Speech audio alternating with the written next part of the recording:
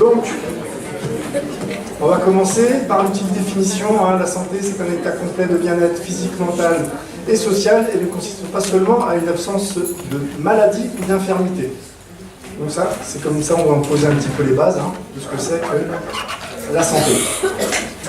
Donc, il y a une petite étude qui a été faite par le CNSD et l'INSEP, qui date de 2010, mais bon, qui est assez intéressante, qui parle un petit peu de l'activité physique.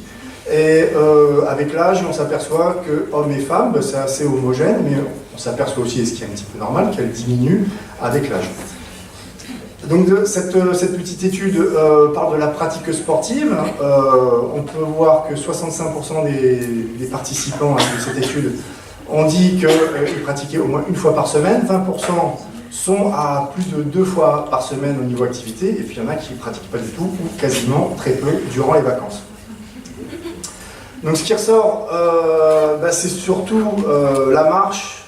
Alors ne me demandez pas ce que c'est que la marche utilitaire, je ne sais pas, ça doit être la marche tous les jours, mais bon, on a toujours la marche en premier. La randonnée pédestre, ensuite on a le footing et jogging aussi, là je ne sais pas pourquoi ils ont différencié les autres, mais c'est un petit peu pareil, et la randonnée de montagne, on s'aperçoit que ce qui ressort essentiellement, c'est les activités d'appui au niveau de la marche ou de la course à pied. Alors qu'est-ce qu'une activité physique? Alors, on en a deux types, on a celle qui est quotidienne et celle qui est de loisir. L'activité physique quotidienne, c'est l'activité de tous les jours, donc on peut prendre le cas par exemple d'une infirmière qui va faire au moins 6 à 7 km par jour. On peut prendre quelqu'un qui est dans le BTP, dans le bâtiment, qui va soulever des charges lourdes, qui va être amené à se déplacer avec des chaussures qui ne sont pas adaptées, des chaussures de sécurité. Donc la mère de famille qui court à droite et à gauche, donc c'est aussi à prendre en compte chez le patient. Alors, les chaussures pour l'activité physique de la vie quotidienne, bien souvent, elles sont mal équipées. Après, on a l'activité physique de loisir, et là où la pratique sportive, et là on s'aperçoit qu'il y a des sports où il n'y aura pas du tout de chaussant, et il y a des sports où il y aura du chaussant, et on ne peut pas dire qu'un chaussant fasse tout. C'est un petit peu comme la chaussure ne peut pas être couteau suisse, elle ne peut pas faire toutes les activités. Et je fais un petit aparté sur la semelle orthopédique. La semelle orthopédique, elle est exactement pareille, c'est pas une semelle couteau suisse, on ne peut pas la mettre, on n'aura pas la même semelle pour faire des activités, je dis statodynamiques, c'est-à-dire que si vous restez chez vous, vous allez piétiner, qu'une orthèse qui va être dédiée à la course à pied. C'est bien 2 choses différentes. Donc la chaussure pour l'activité physique de loisir et la pratique sportive, et bien souvent le pratiquant y croit être bien équipé. Et là, souvent on le voit en consultation, des patients qui viennent vous voir, qui vous disent « mais moi j'ai mis 200 € dans ma paire de chaussures, je suis bien équipé, mais j'ai mal ». Et bien souvent la chaussure est mal adaptée, mal conseillée, et il y a un flou artistique sur le chausson sportif. Donc la chaussure de sport, on va parler essentiellement sur la course à pied, je pense que c'est ce qui intéresse un petit peu tout le monde. Bon, la chaussure de randonnée, j'en parlerai un petit peu, mais... Donc la chaussure de sport, là je vous ai mis différents types de chaussures de sport. Vous allez vous apercevoir que souvent en consultation, le patient arrive avec une chaussure qui n'est pas du tout adaptée à l'activité physique. Je parle essentiellement d'activité physique parce que le mot sport, ça me fait penser vraiment au sport codifié. D'accord ? Donc l'activité physique, et quand vous parlez avec un patient, il vaut mieux parler d'activité physique. Je m'explique. Une dame qui va marcher, un jour j'étais en consultation et je dis à la dame, est-ce que vous faites du sport? Elle me dit non, je ne fais pas de sport, j'ai horreur de faire du sport. Bon, et j'ai mal aux pieds quand je marche. Et je lui dis, mais pourquoi vous avez mal aux pieds? Vous faites quoi? Tous les matins, je promène mon chien et je marche 1 heure. Et je dis, vous marchez où? Autour du lac. Le lac, il fait à peu près 3 à 4 km. Donc tous les jours, la dame, elle a une activité physique, c'est pas du sport, mais c'est une activité physique de 3 à 4 km. Donc c'est à prendre en compte, si elle fait ça tous les jours. Donc c'est un entraînement, aussi pour le chien. Donc c'est à prendre en compte, c'est pour ça que dans les consultations, il vaut mieux parler d'activité physique que d'activité sportive, parce qu'on pense tout de suite au sport codifié. Et vous allez vous apercevoir que, en fin de compte, ce qu'a développé Valérie tout à l'heure, c'est vrai qu'il y a très peu de pratiquants licenciés et qu'il y a beaucoup de gens qui pratiquent des activités de loisirs. Donc on a la chaussure de fitness, alors le laser. La chaussure de fitness, Bon, ça c'est des chaussures qu'on met en salle. Pas d'amorti, c'est un petit peu fun, hein, c'est pour faire le fitness, muscu, avec des couleurs assez vives. À côté, vous avez la chaussure de tennis, qui est vraiment, elle, faite pour le pivot. On peut le voir sous la tête de la luxe, hein. Il y a un endroit spécialement dédié pour les pivots, pour les revers. Et, donc c'est vraiment utilisé pour la terre battue ou sur du synthétique. Après, à côté, vous avez la fameuse chaussure de randonnée, à ne pas confondre avec la chaussure de trail. La chaussure de randonnée, elle est faite pour marcher, elle n'est pas faite pour courir. La chaussure de trail, elle est faite pour courir, sur le même type de terrain que la chaussure de randonnée. C'est bon, vous me suivez? Ensuite, nous avons la chaussure de course à pied. La chaussure de course à pied, de running, sur des terrains de type route, on peut avoir chemin, et dès qu'on commence à rentrer dans des chemins un petit peu caillouteux, on passera surtout sur une chaussure de trail. Après, vous avez la chaussure de basket en bas, avec celle de handball, avec une semelle qui, elle, est de couleurs différentes que du noir pour éviter de laisser des traces dans les gymnases. Donc c'est bien spécifique. Et ensuite, vous avez la chaussure de sportwear. Sportwear, c'est vraiment pour faire fun. On ne fait pas du tout de sport avec ça. Et vous allez voir qu'en consultation, il y a beaucoup de gens qui viennent me voir. Et je ne comprends pas, j'ai mal aux pieds, je cours avec ça. Ben oui, changer de chaussures, ce n'est pas les chaussures qui sont adaptées. Et une première consigne, si vous devez faire votre consultation, c'est de voir si votre pratiquant est bien chaussé. Alors l'anatomie de la chaussure. Alors là, c'est pareil, je ne parle pas de l'anatomie de la chaussure de ville, hein. Je parle de l'anatomie de la chaussure de sport, et là on va s'apercevoir qu'on a des termes anglais qu'on va essayer de décrypter ensemble, et on va s'apercevoir que c'est exactement pareil que la chaussure de ville. Mais ça fait un petit peu plus fun de dire drop, stack, toe box, que de dire cambrion, largeur de l'empeigne, voilà. Donc on va développer cette anatomie. Ce qu'il faut bien retenir, c'est la tige, l'emboîtage, on va voir à quoi ça correspond. On va avoir le stack, l'épaisseur, le drop, on va le développer, et le toe box, en fin de compte, c'est ni plus ni moins que la largeur. Et il y a quelque chose d'assez intéressant, et quand vous aurez fini de m'écouter, vous regarderez, sous vos chaussures de sport, on a le shank, qui est en fin de compte ni plus ni moins que le cambré. Je vais expliquer tout ça. Donc la tige. La tige, en fin de compte, c'est cette hauteur-là. On va avoir une tige haute ou une tige basse. Alors bien souvent, les tiges hautes, on va les utiliser dans les chaussures de randonnée pour éventuellement avoir un meilleur maintien au niveau de la cheville. Ça, c'est encore discuté. La meilleure chaussure qui maintient la cheville, c'est la Rangers. Ensuite, vous avez la tige basse, donc l'emboîtage est sous malléolaire, et tige haute, elle est au-dessus de la malléole. Ensuite, on a le contrefort. Le contrefort, en fin de compte, c'est une pièce qui se trouve à l'arrière de la chaussure, qui est une partie plus ou moins rigide, mais qui a un rôle important dans le maintien de l'arrière-pied au niveau du calcanéum. Un contrefort de bonne qualité, on peut le tester en faisant une pression médio-latérale sur le contrefort. Si les deux parois se touchent, c'est que le contrefort est de mauvaise qualité. Par contre, si il y a une bonne résistance, c'est qu'il est de bonne qualité. Alors ensuite, on va parler du stack. Le stack, en fin de compte, c'est l'épaisseur de la semelle. Alors là, on a deux chaussures. On a la Hoka, qui est vraiment une chaussure très épaisse, avec un drop assez élevé. On va y venir après, je vais vous dire ce que c'est que le drop. Et on a une chaussure avec un stack bas, où là, on a vraiment une épaisseur très fine. En fin de compte, là, on est sur des... Il y en a qui connaissent peut-être, minimaliste, et on est sur du maximaliste. En fin de compte, le minimaliste, c'est un courant qui est en train de prendre beaucoup plus d'essor. On part du principe qu'il faut venir marcher, courir pieds nus, surtout faire de la course pieds nus, qui est plus proche de la nature, et d'éviter d'avoir trop d'amortis qui engendraient trop de problèmes. Ça sera développé. Le problème, c'est que le minimaliste va à une certaine population, il faut une adaptation. Les athlètes de haut niveau qui ont voulu passer au minimaliste, il faut environ entre 2 ans et 3 ans d'apprentissage entre les deux modèles pour pouvoir courir sur l'avant du pied.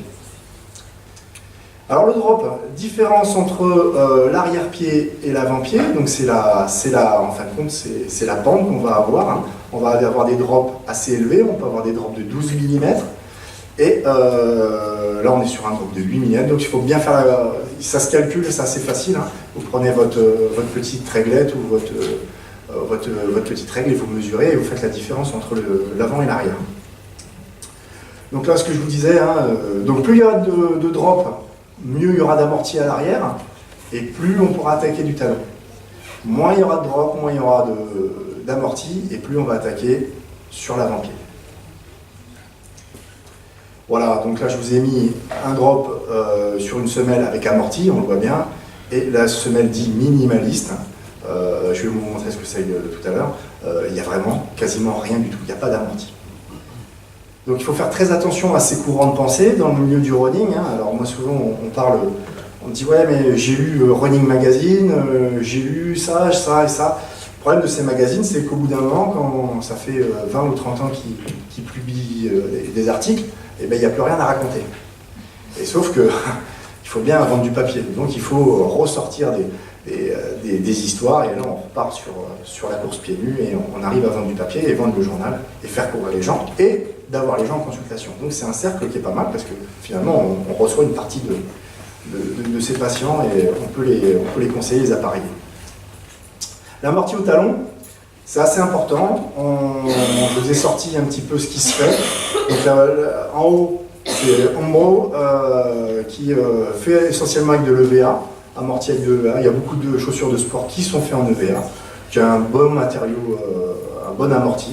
Ensuite, vous avez ASIC qui est en gel, qui est pas mal. ASIC, alors c'est pareil, hein, le problème du gel, c'est que ça crée une instabilité au niveau du talon. Il y a des gens qui vont me dire je suis pro ASIC, j'adore courir avec du gel, et dès qu'ils passent sur par exemple du Boost ou du WAV, ils ne supportent pas. Donc c'est propre à chaque individu. Ensuite vous avez le Boost. Le Boost en fin de compte c'est du thermoplastique expansé, hein, en fin de compte c'est de l'injection. C'est Adidas qui fait ça. C'est intéressant, hein. Moi j'ai couru avec Adidas, vu mon poids, et c'était relativement bien. Maintenant vous avez Mizuno qui a fait la technique du Wild. Donc c'est assez marrant, en fin de compte c'est des lamelles hein, avec de l'EVA, et c'est des espaces et ça vient s'écraser. Donc le problème mécanique qu'on va avoir, c'est qu'une fois que c'est déformé, c'est déformé. Ça ne peut pas revenir à la normale. Okay, et c'est ça le problème, c'est que si vous avez un pied pathologique avec des contraintes mécaniques, par exemple en valgus, eh ben, ce système-là va être déformé, et une fois que c'est déformé, ça ne peut pas revenir. Et le patient va continuer à courir avec ça, et va créer des pathologies. Et ensuite, on a le dernier, le Zoom. En fin de compte, c'est de l'EVA avec de l'air, c'est d'où le nom Nike Air, qui est très intéressant, sauf que faut faire attention au terrain sur lequel vous allez évoluer, où votre patient évolue.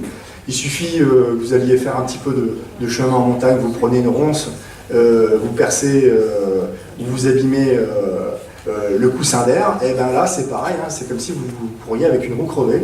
Au bout d'un moment, vous allez couiner, ça va, c'est pas bon. Donc voilà tous les systèmes d'amortissement qu'on peut vérifier, qu'on peut regarder lorsqu'on est en consultation. Alors ce fameux shank, en fin de compte c'est le cambrian. Toutes les semelles de sport ne sont pas dotées de ça. Et en fin de compte, si vous prenez les semelles dites toutes souples, alors moi j'ai eu la chance de côtoyer des athlètes de haut niveau dans le monde du marathon. Hein. Moi j'étais pas marathonien, mais avec mon ancienne fonction, j'avais la chance de les voir. Les marathoniens, les Kenyans, hein, je rassure tout le monde, hein, ils courent pieds nus. Ils s'entraînent pieds nus et ils mettent des chaussures quand ils sont obligés. Hein.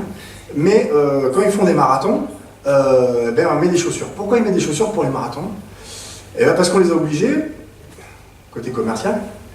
Oui, s'ils représentent une marque, Adidas, Nike, il faut qu'ils mettent les chaussures, parce que s'ils courent pieds nus, on ne voit pas la chaussure. Et donc, eux, ils n'ont pas de problème de chaussants. Ils peuvent courir avec n'importe quoi. Il y en a un qui a fait moins de 2 heures avec des crocs aux pieds.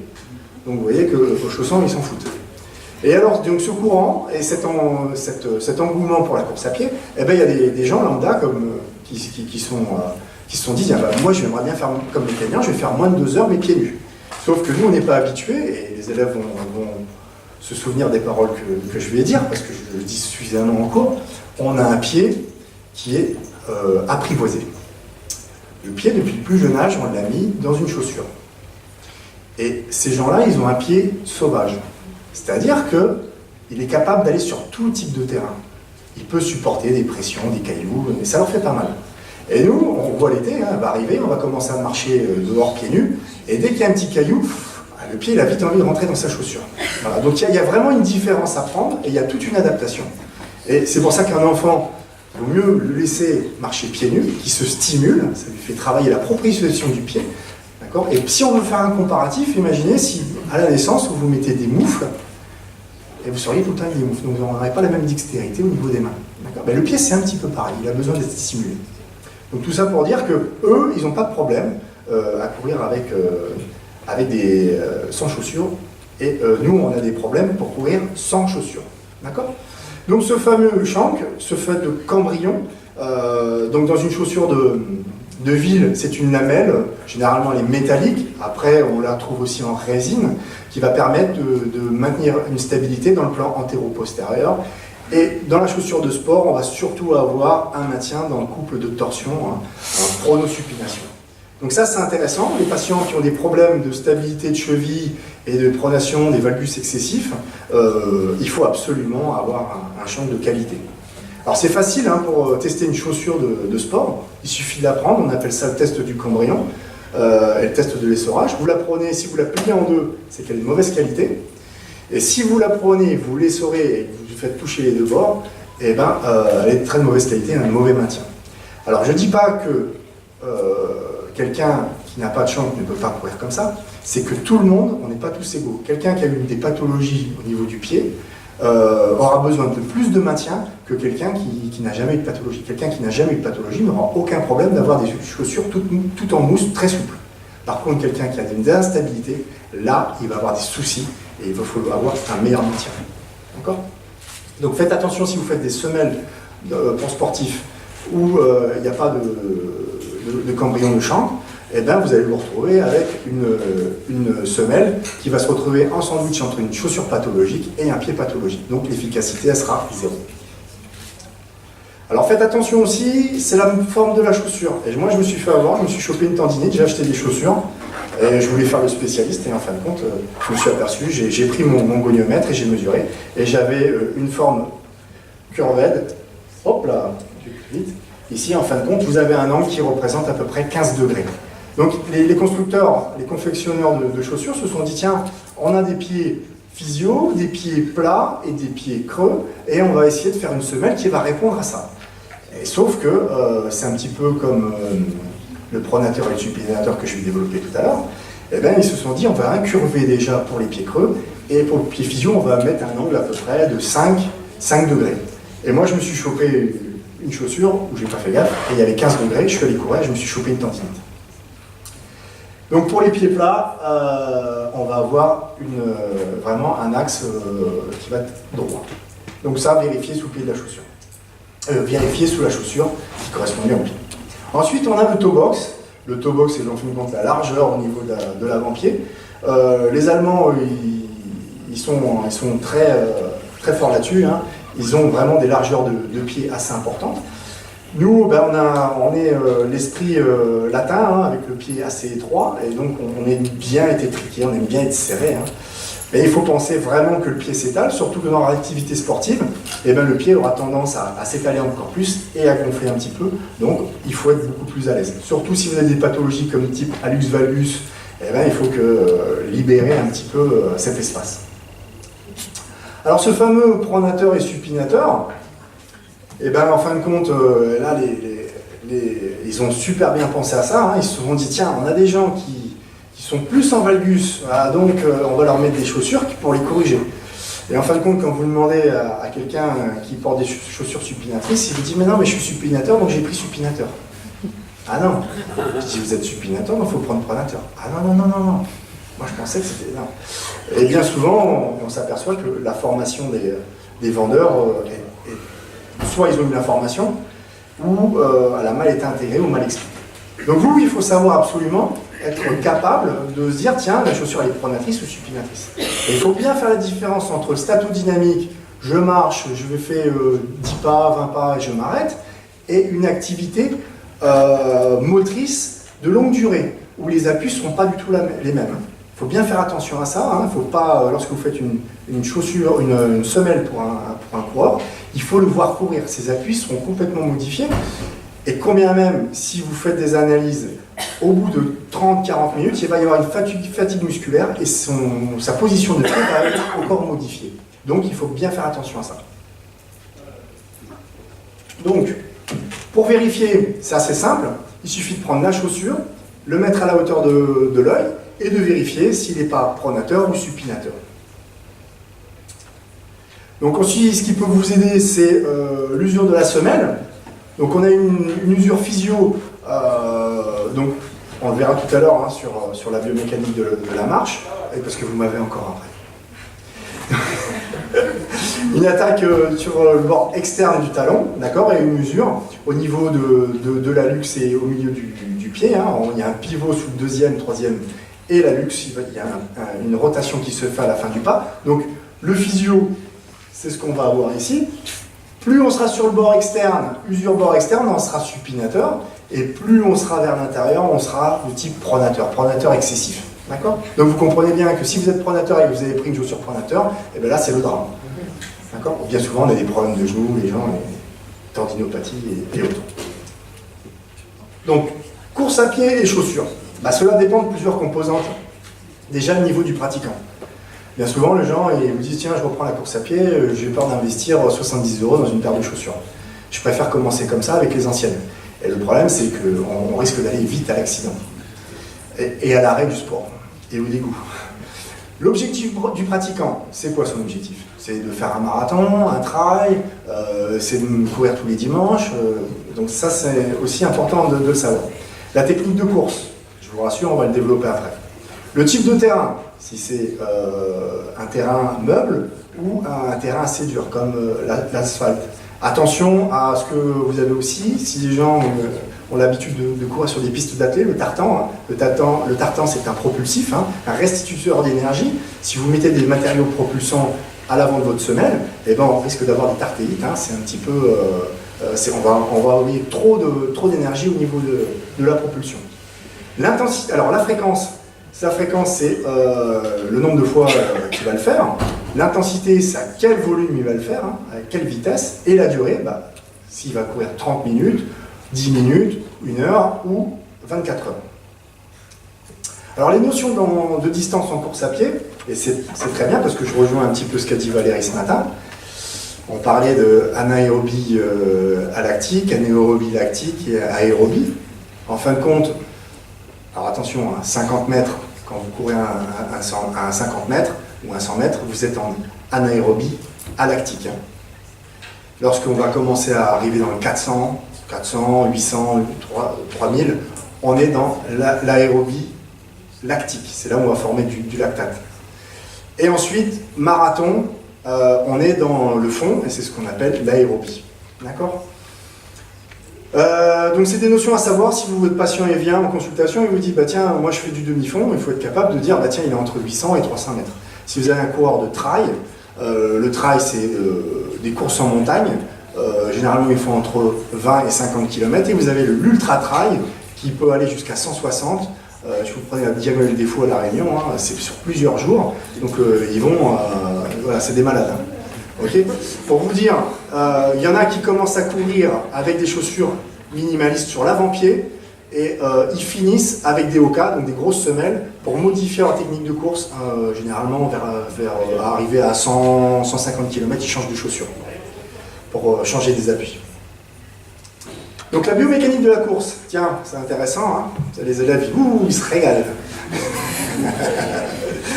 Donc, la différence entre la marche et la course, la marche, on va avoir toujours deux appuis au sol, toujours un appui au sol, pardon, avec un double appui de réception et un double appui de propulsion. Et là, on va avoir une phase d'appui, avec une réception, un soutien et une propulsion, et une phase de suspension et d'oscillation. Donc la phase de suspension, ça va être la phase où les deux pieds vont ne plus toucher le sol, et on va être en phase d'oscillation du membre qui était porteur.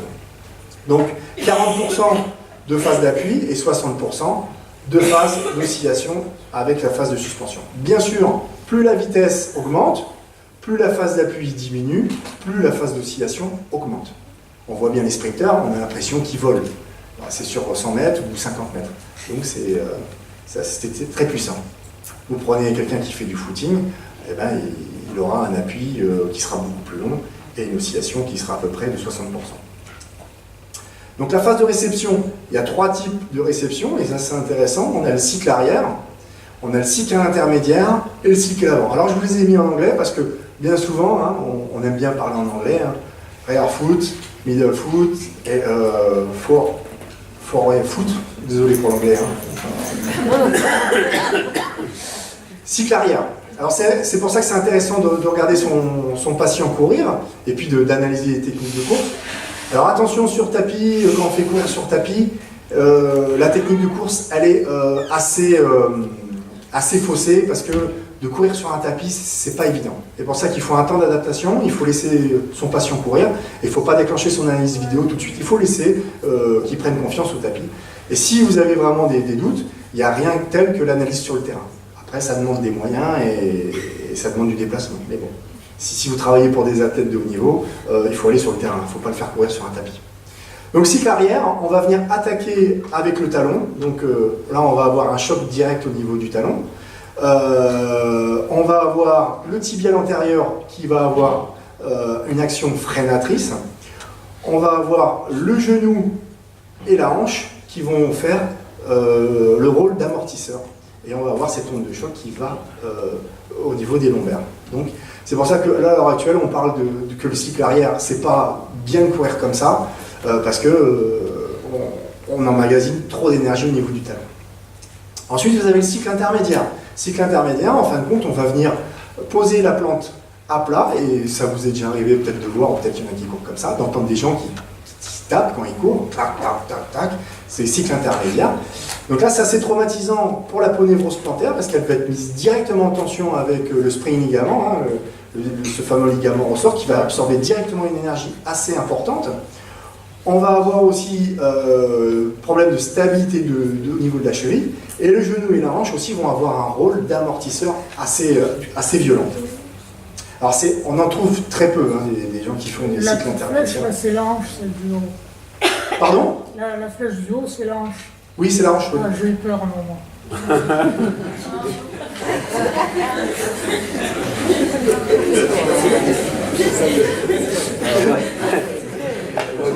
On a failli arrêter la course. Je vois qu'il est à l'œil, Fernand. Non, mais je sais qu'on a failli arrêter la course. Cycle avant. Donc le cycle avant, qu'est-ce que c'est? C'est la course qu'on dit minimaliste, hein. C'est d'arriver sur l'avant-pied. Donc c'est pas mal, c'est une bonne idée, sauf que on va avoir une tension du système suro-achilléo-calcanéo-plantaire qui va être assez violente. On va avoir des impacts au niveau des métatarsalgies, et on va avoir le genou aussi au niveau du tendon rotulien qui va avoir une tension assez violente parce qu'on est beaucoup plus droit et il faut bien maintenir et absorber cette énergie cinétique au niveau du pied. Donc, on va avoir une réaction de la force du sol et de la vitesse au sol de l'impact. On appelle ça l'onde de choc qui va traverser le corps. Donc, on va avoir des absorbeurs actifs, passifs. Actifs, ben, c'est les articulations, comme je vous l'ai dit, et les muscles. Les absorbeurs passifs, ben, on a le liquide synovial, les os, le capitulum plantaire et le cartilage. Les os sont les dernières parties à absorber l'énergie. S'ils n'arrivent pas à absorber l'énergie qui est trop violente, ça casse, ça crée la fracture. Si c'est répétitif, on va aboutir à la fracture de fatigue. D'accord ? Donc c'est pour ça que c'est important de bien comprendre le mécanisme et de cerner le problème qu'on peut avoir. Vous allez souvent rencontrer en consultation podo, sport, fracture de fatigue, en randonnée ou chez le sportif. Après, c'est notre débat. Ce qu'il faut savoir, c'est la force de réaction au sol. Quand quelqu'un court, 6 km/h, 7 km/h, on dit qu'il est à 1,5 fois de son poids de corps, mais à très haute vitesse, on peut aller jusqu'à 3 fois le poids du corps. Donc quelqu'un qui arrive à 100 kg, qui pèse 100 kg, à sa vitesse, il a 300 kg qui arrivent. Donc vous comprenez bien que vos éléments que vous allez mettre sous votre semelle, si c'est tout mou, c'est complètement écrasé, ça ne sert à rien. D'accord ? Alors, en gros, tu cours à 10 km, une personne de 60 kg qui court à 10 km/h, multiplie son poids de corps par 2. Ouais. C'est le truc Oui, de oui. km/h. Autrement dit, c'est comme si vous sautiez d'un mur de 2 mètres de haut. Ouais, tout à fait, ouais. Moi, je n'ose pas, c'est comme ça. C'est violent, hein, les impacts sont extrêmement violents. Si vous utilisez la plateforme baropodométrique, vous allez être surpris des impacts. C'est très violent. Alors si en plus vous faites des sports d'impulsion, des sauts, des choses comme ça, hein, les triples sauts sans élan, c'est extrêmement violent comme sport. Donc ensuite on a la gestion de l'amortissement. Alors là c'est intéressant, c'est qu'en cycle arrière et cycle avant, on va avoir dans cycle arrière 2 articulations, genoux et hanches, qui vont avoir un rôle absorbeur d'énergie. C'est pour ça qu'on dit que c'est pas forcément bon, mais bon, moi je cours sur un cycle arrière, ça va très bien. Il suffit d'avoir juste des bonnes chaussures. Et sur le cycle avant, on dit que c'est mieux, parce qu'on a la cheville qui arrive en plus, donc on a 3 articulations qui absorbent cette énergie. Voilà. Alors ce qu'il faut savoir, c'est cycle arrière, on va avoir le tibial antérieur qui va être beaucoup plus utilisé, d'accord ? Et on va utiliser beaucoup plus le talon. Donc on va reposer le tendon d'Achille. Quelqu'un qui a des problèmes de tendon d'Achille, il vaudrait mieux qu'il court sur un cycle arrière. Et qu'il ait une chaussure avec un drop beaucoup plus élevé, pour qu'il puisse bien attaquer du talon. A l'inverse, quelqu'un qui fait des tendinites à répétition, qui a des problèmes au niveau du talon et des douleurs de dos, on va plutôt lui préconiser de faire un cycle avant, avec des chaussures qui ont quand même un stack un petit peu élevé sur l'avant-pied, qui va permettre d'amortir cet impact. Après, c'est très difficile de modifier sa course, comme je vous l'ai dit, hein, les athlètes de haut niveau qui ont essayé de le faire, il faut 2 ans à 3 ans. Rien ne vaut que si c'est un coureur occasionnel, le repos et la reprise progressive. D'accord ? Faites attention, ça commence à devenir un peu plus technique. Il vaut mieux faire appel à un professionnel du sport qui soit habitué, qui modifie. Ne vous amusez pas à ça, vous pouvez juste conseiller votre patient, dire tiens, il est sur un cycle avant, suffit rien. Si vous êtes sportif ou quoi, vous pouvez conseiller, il n'y a pas de souci. D'accord ? Mais vous comprenez mieux les douleurs qu'on peut avoir au niveau du pied et soulager les parties. Alors, quelles chaussures ? Là, je l'ai dit, hein, j'ai un peu vendu la mèche juste avant. Hein. Donc, on va sur l'extérieur, on a les Hoka, avec des grosses épaisseurs, tout le monde reconnaît maintenant le stack et le drop, assez important. Et plus on va aller vers le cycle avant, et plus on va aller sur quelque chose qu'on appelle minimaliste, hein, avec cette fameuse chaussure, le Five Finger, où il n'y a quasiment rien. C'est juste, en fin de compte, de l'élastomère qui va protéger l'enveloppe du pied, et vous allez vraiment avoir une sensation de course pied nu. Donc, faites attention. Hein, moi, ça m'est déjà arrivé d'avoir une patiente, une petite anecdote, une patiente qui s'amusait à faire du trail, 80 km, avec ça. Elle s'est démontée. Elle ne pouvait plus marcher déjà. Elle est arrivée en consultation, les ongles y tombaient. Et moi je lui ai dit, je ne peux rien faire pour vous. Hein. Et elle est restée 6 mois à ne plus rien faire, elle s'est démontée. Donc faites attention, conseillez bien le patient. Hein. Vous allez voir qu'il y a des sportifs qui vont arriver en consultation, qui vont vous dire, ouais, mais j'ai mis 200 €, je sais ce que c'est. Et ils sont mal conseillés, ils se sont trompés. D'accord ? Bien souvent, c'est une erreur de chaussons. L'activité sportive, c'est 90% une erreur de chaussons. Je vous conseille d'envoyer votre patient changer de chaussures et refaire des analyses, que de mettre des semelles dans des chaussures pathologiques. Sinon, vous n'aurez aucun effet et vous risqueriez de créer des pathologies iatrogènes suite à votre mise en place. D'accord ? N'oubliez pas ça, ça c'est important. Alors, il y a des pointures aussi, ce qui est important à savoir. Donc, il y a différentes pointures. Attention, marque américaine, anglaise, puis la taille européenne, c'est pas du tout la même chose. Vous avez même des demi-pointures, donc c'est un petit peu complexe. Ce qu'il faut essayer de garder à l'idée, c'est qu'en dessous d'un marathon, on essaiera d'avoir 0,5 un petit peu de plus avec du pied mesuré, hein, parce que le pied va gonfler. Et lorsqu'on va passer à des activités comme le semi-marathon, au-delà ou l'ultra-trail des marathons, eh ben, on mettra 1 cm, le pied va vraiment gonfler. Alors après, s'il y a de la compression, ça peut peut-être réduire, mais faites attention, il faut de l'espace quand même dans les chaussures. Problème du chausson, chaussures trop longues, eh ben, on va avoir un déchaussage. Échauffement, flick-ten, on va avoir un va-et-vient antéro-postérieur. Chaussures trop courtes, usure prématurée. Puis on va avoir des contraintes mécaniques avec des conflits au niveau des orteils, hein, surtout au niveau des ongles. Hein, on va avoir des présences de micro-traumatismes. Chaussures trop larges, eh ben, on va avoir un va-et-vient dans le sens médio-latéral. On voit bien avec les ados qui viennent en consultation podo, hein, ils lassent pas leurs chaussures, le pied se balade. Et on sait, il y a une étude qui a été faite, qu'une chaussure de mauvaise qualité, notamment dans le sens médiolatéral, va emmener encore plus le pied vers l'intérieur. Une chaussure trop étroite, usure prématurée de la chaussure, elle va épouser mal la forme du pied, déborder et surtout on va avoir des déstabilisations et on risque d'avoir des entorses de cheville pour rejoindre un petit peu ce que nous a dit Alain ce matin. Conflit arrière-pied chaussure, là c'est typiquement une excroissance osseuse qui est c'est bien l'exostose, à Glunt, hein, d'accord. On va avoir une usure prématurée au niveau de la chaussure avec le conflit, avec le calcanéum, d'accord. Donc ça peut effilocher le tendon, hein. On peut arriver au bout d'un moment à une rupture. Donc il y a une prise en charge chirurgicale à faire. C'est pas vous qui le faites. Hein. Bon. C'est la première fois où c'est difficile. Ensuite, on a la déformation du contrefort, ça c'est à vérifier aussi. On va avoir une tige qui ne sera pas déformée, donc naturelle. On va avoir une tige déformée vers l'intérieur, donc ça sera un signe de valgus. Et vers l'extérieur, on aura un signe varus. D'accord ? Donc c'est pour ça qu'il est important de voir dans la chaussure de ville et la chaussure de sport.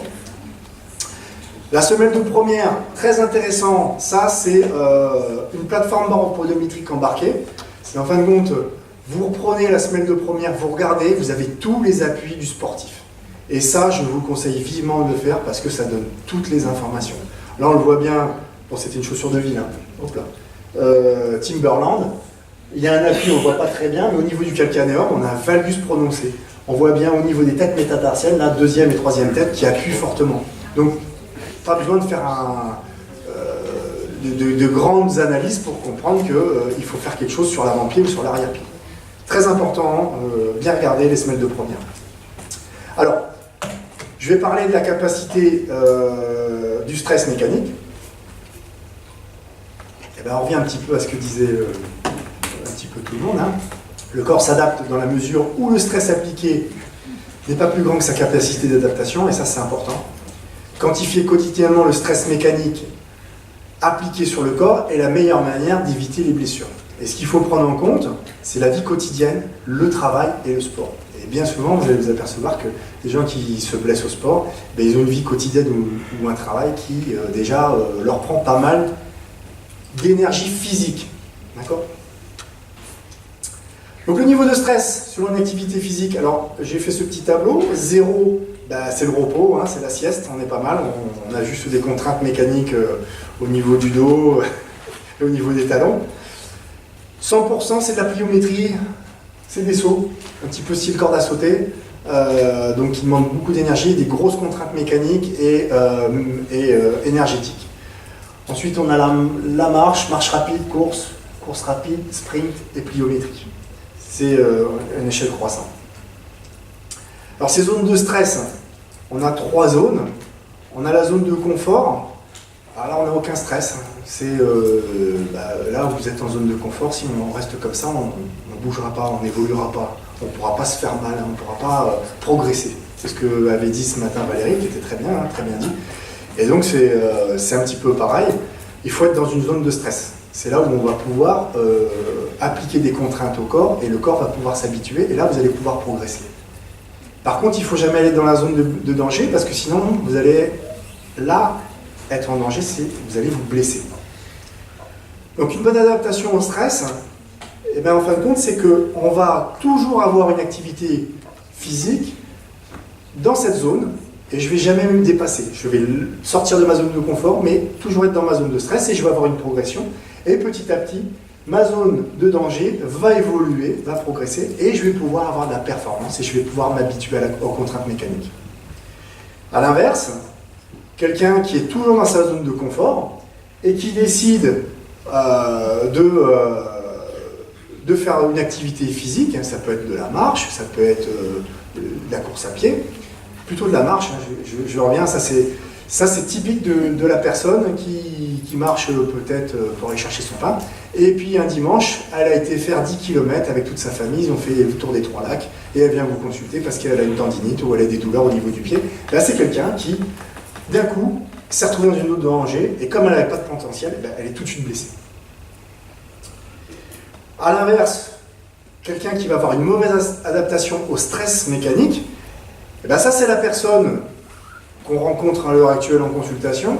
Il commence à faire beau, ben, je me suis acheté des baskets, allez, je vais courir tous les jours, je vais perdre du gras et je vais être en forme pour l'été. Sauf qu'il n'a pas compris qu'il ne fallait pas courir tous les jours. Il fallait respecter, comme m'a dit Valérie ce matin, des zones de repos. Il y a des contraintes repos avec du surcompensation. Et là, c'est comme ça qu'on va progresser. Et la zone de stress va évoluer aussi. Et là, on va avoir des blessures. Ça, c'est quelqu'un qui s'est dit, je vais courir tous les jours, et qui est toujours en zone de danger, petit à petit. Et au moment, ça va péter. Donc, attention à ça, à la reprise aux entraînements. Donc, respecter ces zones de stress, c'est une règle simple. On appelle ça le DIF, c'est durée. Donc, la durée de l'exercice. L'intensité, si c'est haute intensité ou faible intensité. Et surtout, la fréquence. Si vous courez tous les jours et que vous n'êtes pas habitué, eh non, c'est une grosse erreur. Si vous commencez à courir, il vaut mieux courir une fois par semaine. Et ensuite, on passera à 2 fois par semaine, puis 3 fois. Donc, une fois par semaine, ça peut être le dimanche. Si vous faites 2 fois, ça sera le lundi et le vendredi. Comme ça, on a des jours de repos. Si vous passez à 3 fois, on le fera le lundi, le mercredi et le vendredi. On aura les jours de repos et ainsi de suite. On aura toujours une période de repos. Et ça, c'est important. Récapitulatif, donc, choisir une paire de chaussures de sport selon sa pratique sportive, choisir une paire de chaussures selon les appuis du pied, cycle avant, cycle arrière. On va ensuite de sport selon son profil, d'accord ? Si on est plus sur un terrain plat, si on veut courir une fois par semaine, si on veut, ça dépend de ce choix-là. Prendre la bonne pointure. Attention à la forme des semelles, les incurvées, les semi-curvées ou les droites, ne faites pas avoir comme moi. Et il y a un point essentiel c'est que le prix n'est pas forcément un gage de qualité dans le maintien. C'est pas parce que vous allez acheter des chaussures à 200 € que vous serez mieux maintenu, c'est faux, complètement faux. Là j'ai testé des chaussures qui valaient 200 €, il n'y a aucun maintien, c'est que de la mousse. Excusez-moi l'expression, c'est de la saloperie. Et vous prenez des chaussures, des entrées de gamme à Decathlon, je dis une marque à Decathlon, et bien vous avez un meilleur maintien et une meilleure qualité. Je conseille les patients justement d'avoir ce genre de maintien pour être beaucoup plus stable et pour reprendre une activité physique adéquate et dans des bonnes conditions. Vous avez un rôle important en tant que professionnel de santé, c'est de conseiller votre patient et à l'aider dans sa phase de sport. Alors attention aussi, la chaussure doit aller au pied et non à l'œil. Ça, c'est primordial. Ok ? Et puis n'oubliez pas que qui veut voyager loin ménage sa monture. Voilà, merci à vous.